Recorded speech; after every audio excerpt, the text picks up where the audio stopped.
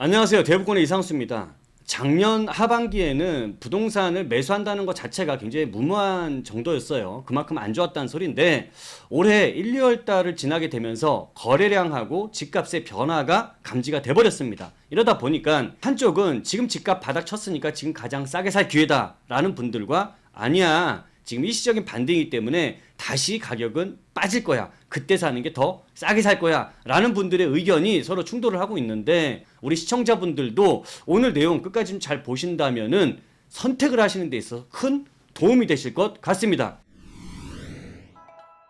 작년 하반기 7월 달부터 12월 달까지의 거래량을 보면 서울 같은 경우 700건에서 800건 정도밖에 되지 않았습니다. 역대 최저의 거래량이고요. IMF 때나 글로벌 금융 위기 때보다도 훨씬 더 낮은 수치예요. 그러다 보니까 이때는 논쟁거리도 되지 않았습니다. 집을 뭐 바닥이다 아니다 논쟁거리도 안 됐어요. 그런데 이 거래량이 2023년 1월달, 올해 1월달에 거래량이 집계가 다 끝나게 되면은 1,400건에서 1,500건 정도가 된다라고 하니까, 야, 이거 2배 정도가 터졌는데 이 정도 거래가 터졌으면은 이제 지금 사야 되는 거 아니야? 라는 분들이 나오기 시작했고, 아니야, 요거 예전 같았으면은 서울에도 4,000건, 5,000건이 기본이었는데 아직은 좀 사기에는 좀 이른 것 같아 라는 분들 두 쪽으로 나눠지게 된 거죠. 근데 이 중에서 지금 바닥이라고 주장하시는 분들은 정말 강력한 논리를 갖고 있어요. 그게 뭐냐면은 일단 낙폭이 컸던 지역의 주요 단지들이 반등을 했다라는 겁니다. 서울 같은 경우에 송파의 가격 하락과 강동구의 가격 하락이 굉장히 좀 낙폭이 컸죠. 근데 잠실에 있는 엘스 84제곱미터 같은 경우에는 18억 7천만 원까지 빠졌던 게 21억 4,500만 원에 최근에 거래가 됐습니다. 2억 7,500만 원이 올랐네요. 올라간 금액의 거래가 됐다라는 점이고, 강동구에서 고덕 그라시움 같은 경우 84제곱미터가 13억 8,500만 원까지 빠졌던 게 2억 1,500만 원이 오른 금액으로 16억 원에 거래가 됐다라는 겁니다. 이거는 서울의 주요 단지뿐만 아니고 경기도에도 이렇게 많이 빠지는 곳들이 있죠. 동탄 같은 경우 하락폭이 특히 컸는데, 여기에 동탄역 시범 하나 꿈에 그린 프레스티지 같은 경우에는 8억 8천까지 빠졌던 30평대가 이제 2억 2천만 원이 올라서 11억 원에 거래가 됐고요. 그 다음에 인천 쪽에도 굉장히 송도나 청라 가격이 하락이 굉장히 심했는데, 청라에 있는 한양 수자인 레이크 블루 같은 아파트도 6억 3천까지 빠졌던 게 지금 2억 1천만 원이 오른 8억 4천만 원에 거래가 됐다라는 거죠. 이러면서 반등은 시작됐다라는 논리를 갖게 된 거죠. 반면에 일시적인 반등이다라고 말씀하시는 분들은 가격은 일시적으로 올라갈 수 있으나 아직까지 봐봐라, 전셋값이 여전히 하락 중이고 미분양까지도 크게 증가하고 있고, 자, 강남이라는 곳에서도 지금 개포자이, 개포 프레선스 자이 같은 경우에는 이제 입주 물량이 좀 겹치는 상황이다 보니까, 그렇다 하더라도 새 아파트가 16억 예상을 했던 게 지금 10억 정도밖에는 못 받는 상황이 돼 있고, 그 다음에 대치 음마아파트는 기존 아파트긴 하지만 여기는 학원가의 입지가 원체 좋은 곳인데 12억 하던 전셋값도 5억이나 하다 보니까 새 아파트나 헌 아파트나 입지 좋은 곳이나 할 거 없이 다들 현재 전셋값 이렇게 빠지고 있는 거 아니냐, 근데 이걸 반등으로 볼 수 있겠나 라고 하는 거고, 자, 그리고 미분양이 크게 증가를 하고 있는 건데 정부에서 생각하는 위험선이라고 하면은 6만 2천 가구 정도 수준인데요. 이게 거의 7만 가구까지 육박을 했다라는 거죠. 그렇다 보면은 결국에는 이게 부동산 시장에는 안 좋은 영향을 줄 수밖에 없으니까 아직까지 시기상조다라고 보는 건데, 미분양이 증가 속도가 굉장히 빠르긴 했습니다. 작년 7월 달에서부터 12월 달까지 한 6개월 정도인데요. 이때 하반기에 늘어난 이 6개월 동안에 4만 가구가 한 번에 증가를 해버리게 된 거죠. 예전 같았으면은 한 1년에 1만 가구 정도 수준인데 이거는 6개월 동안에 4만 가구니까 이거 엄청난 숫자가 늘어나 버리게 된 거잖아요. 근데 여기서 끝날 게 아니라 앞으로 미분양이 더 증가할 수 있는 우려가 현재 나오고 있다라는 거죠. 미분양이 앞으로도 더 증가할 수밖에 없는 이유 중에 하나가, 일단은 분양시장 안 좋은 상황인데 여기에 분양 가격이 올라. 지금 싸야 분양 잘 되는 시기 아닙니까? 근데 분양 가격이 오르면 여러분들 분양 받겠어요? 안 받죠. 그럼 당연히 미분양이 증가할 수밖에 없는 거죠. 자, 실제로 뭐 기본 건축비 자체도 올랐지만 여기 자금 조달 비용도 올랐고 그다음에 여기에 인건비라든지 이런 여러 가지 비용들 자체가 이거 인플레를 맞으면서 굉장히 많이 올랐어요. 그러니까 안 오를 수가 없는 거지. 전국적으로 제곱미터당 10.9%가 올랐고 특히나 뭐 5대 광역시나 세종시 같은 경우에는 14.29% 올랐고 기타 지방 12.27%가 오르다 보니까 결과적으로는 분양 가격을 인상할 수밖에 없는데 자, 이 상황이 되면 무슨 문제가 생길까? 전 두 가지 문제가 생긴다라고 봐요. 일단 첫 번째로 기존에 내가 분양 받으신 분들 옆에 신규 분양이 나오잖아요. 근데 얘네들이 미분양이야. 근데 기존에 받았던 분들은 이미 1년 전이나 2년 전에 받으신 분들이 있을 거 아닙니까? 근데 이분들은 가격을 좀 비쌀 때 받았기 때문에 신규 나오는 것들 할인 분양 쳐버리게 되면 이 기존에 있는 것들은 마피 뜨는 거죠. 2억이다 3억이다 마피 뜨는 문제가 생길 수 있고 또 한 가지는 시공사에서 분양을 한다 하더라도 현재는 손해보고 분양하는 상황이면 누가 분양을 합니까? 그러니까 지금 상황에서는 분양을 안 하려고 해. 앞으로 시장이 2, 3년 정도 지나게 되고 이 분양 가격 이상으로 마진이 나오는 수준까지 됐을 때 그때 분양을 하려고 하죠. 그러면 지금부터 2년에서 한 3년 요 사이 동안에는 신규 분양 물량 자체가 이제 부족해지는 상황이 오다 보니까 거기에 따른 여러 가지 부동산 가격이라든지 이런 수요나 공급의 상황에서 문제가 생길 수도 있다. 자, 집값이 바닥이다라는 분의 논리도 설득력이 있고요. 그 다음에 일시적인 반등이다라는 분들도 설득력이 충분히 있습니다. 자, 지금부터는 제가 바라보는 관점에서 좀 말씀을 해드리면 일단은 미분양에 대해서 먼저 말씀을 드릴게요.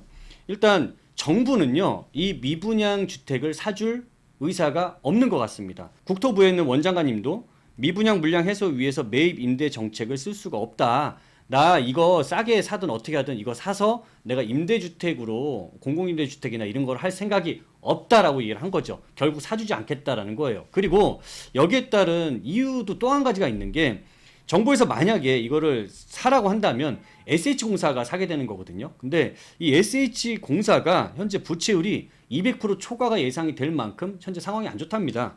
일단 2017년도에 부채가 14조 원이고 2022년도에 18조 원, 거의 4조 이상이 빠르게 늘어났고 그 다음에 2024년도에 지금 있는 상태로만 가더라도 이 부채가 23조, 2025년에 24조다라고 합니다. 앞으로 이렇게 계속 증가될 게 예상이 되는데 여기에 플러스해서 완전히 짐을 그냥 바위만한 짐을 턱 얹게 된다면 이 부채가 더 커질 수밖에 없겠죠. 그렇게 본다면 결국 이거는 정부의 부담으로 작용할 수밖에 없기 때문에 이거를 쉽사리 매수할 수밖에 없다. 이 부담을 정부가 다 질 수 없다라는 거죠. 자, 그러면 어떻게 될까? 정부가 이 부담을 질 수 없으면 이거 해결 안 하고서는 안 되잖아요. 누구한테 이 부담을 넘겨줄까요? 이거는 우리 국민들한테 부담을 넘길 수밖에 없습니다. 과거에 2008년도에서부터 2012년도도 그와 똑같은 방법을 해서 미분양을 해소를 했던 학습 효과가 있다 보니까 그걸 쓸 수밖에 없는 건데 보면은 민간이 사실 호구도 아니고 쓴다고 이게 다 받아줍니까? 그렇지 않잖아요. 자, 그러다 보니까 일단 건설사에서 이런 미분양 물량들은 뭐 20%나 30% 할인된 가격으로 나와야 민간들이 사줄 수 있을 것 같고 여기에 정부에서 그냥 민간한테 다 떠넘기는 거는 미안하잖아. 그러니까 뭔가는 줘야 돼. 이 줘야 될 게 뭐냐 하면 세금에 대한 혜택입니다. 자, 예전에 우리 만약에 한 2, 3년 전으로 돌아가서 그때 분양을 받는다라고 한다면 최소한 지방이라 하더라도 내가 한 3억 정도 남고 세금을 내더라도 수익 구조가 나오니까 받는 거 아니었어요? 그쵸? 근데 지금은 이 기대감 자체가 예전처럼 3억씩 올라갈 거라고 예상하지 않잖아요. 한 1억 정도 올라갈까? 겨우 이 정도도 될까 말까 하고 하는 건데 여기다가 세금까지 띄어가게 되면 이거 누가 받습니까? 수익이 안 나오는데. 그러니까 그렇게 되는 건 안 되다 보니까 여기에서 세금에 대한 혜택, 취득세 50% 감면이라든지 양도세 5년간 면제라든지 그다음에 뭐 분양권 전매에 대한 부분에 완화라든지 이런 혜택을 줘야지 사람들은 예전에 비해서 수익은 줄었지만 그래도 세금으로 나가는 게 없으니까 거의 생각해보면 좀 비슷할 것 같기도 한데 이러면 받을 수가 있게 되는 거죠. 그러다 보니까 지금 미분양이 크게 증가할 거는 우리가 다 확인해 봤어요. 증가할 수밖에 없습니다. 그러다 보면 이걸 해소하기 위해서는 이런 세금 혜택이 반드시 나올 수밖에 없고 지금 우리 얼마 전에도 이 경험을 했어요. 규제 완화가 미분양 시장에 얼마나 큰 영향을 주는 건지. 둔촌주공 같은 경우에는 둔촌 일병 구하기라는 말이 나올 정도로 규제 완화를 대폭적으로 한 효과를 그대로 다 받았잖아요. 그러면서 둔촌주공이 지금은 완판할까라는 얘기가 나오고 있습니다. 5구제곱이나 84 같은 경우에는 이미 다 분양이 끝났고 이제 앞으로 소형들만 3월 달에 이제 무순위 청약으로 나오게 되는데 이거 역시도 지금 규제를 풀어서 거의 전국에 있는 어떤 사람이든지 주택이 있거나 없거나 상관없이 다 무순위 청약을 참여할 수 있게 규제 완화를 시켰잖아요. 뭐 그것뿐만입니까?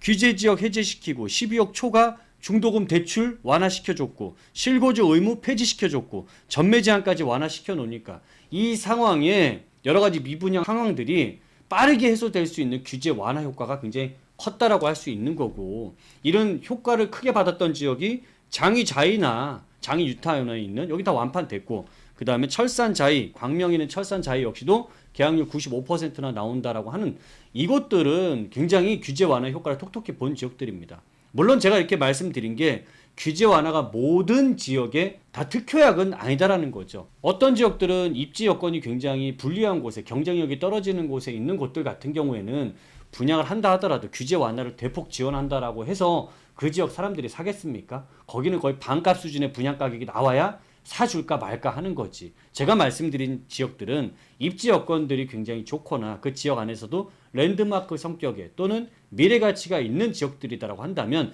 규제 완화의 효과에 버프를 한마디로 받아서 미분양이 빠르게 해소될 수가 있다라는 것이고, 지역적으로 앞으로 미분양이 쌓인다 하더라도 이 미분양 시장 안에서도 양극화가 발생될 수 있는 좀 좋은 위치에 있는 것들은 이런 규제 완화의 효과를 톡톡히 받을 수 있다라는 겁니다.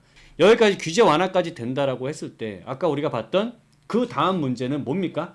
자, 그럼 이제 전세가 문제인데, 자, 전세는 전세 대출 금리가 올라갔을 때 이때가 문제 아닙니까? 근데 지금은 이런 전세 대출에 대한 또 주택담보대출에 대한 이런 대출 금리가 오르는 추세입니까? 내리는 추세입니까?